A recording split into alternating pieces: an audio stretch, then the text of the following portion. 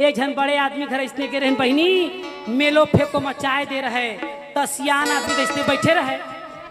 और सियान आदमी इसने बैठे रहे तो डिस्पोजर के चाय ला सब जन ढर डरी और वो सियानिन बिचारी है डिस्पोजर के चाय ला ताकत भर खाबोस तो डरी दादा खाल खाल उल्टा के दादा और चाय देवैया डॉक्टर रहे और चाय के उलट डर रहे तेन डोकरी के गाड़ी देवई रहे और हमार छत्तीसगढ़ के गाड़ी मीठा मीठा का गाड़ी है तोर खटिया लहुटा माते न तोर दोनिया ला देवाते तोर बतासा ला चाबा तोर लड्डू ला कुचरा शुरू करिस महाराज ए हमार छत्तीसगढ़ के गाड़ी है तोर खिचड़ी रांधा के ऐसे कत्का सुंदर दिस गाड़ी ला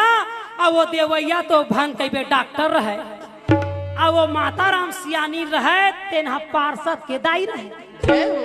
भान फोकट में इलाज हो जही कह कहे बेटा मोर आँखी हनी दिखेगा तो कथे कैसे कमजोर है बेटा अब मैं कांच के गिलास के धर डरे तो कथे दाई कल शिविर लगे है आ जाबे और वहू डोकरी 4 बजे पहुंच गए डॉक्टर के घर में ओखर बाई चिल्लाते कौन आहे बिहनिया ले आगे आगू पाहू के आओ ऐसे तैसे ओ डोकरी माता राम ओ डॉक्टर के घर में मस्त मस्त ले चाय नाश्ता करके खुशी में गोड़ हलावत बैठे जय हो और डॉक्टर साहब आई तक कथे कैसे माता राम स्वास्थ्य बने का बताबो बेटा का कथे बेटा आँखी हनी दिखे तक कथे कैसे नहीं दिखे तक कथे धुरिया के नहीं दिखे धुरिया के नहीं दिखे तक कथे हाँ तक कैसे धुरिया के नहीं दिखे तक कथे सीपत में रथा ना तब बिलासपुर के मन्नी दिखी जय आई और बिलासपुर में रथा तो भाठा पारा के मन्नी दिखी जय हो डॉक्टर कथे भाठा में बैठे बेजा फोकट में इलाज पाहू कह के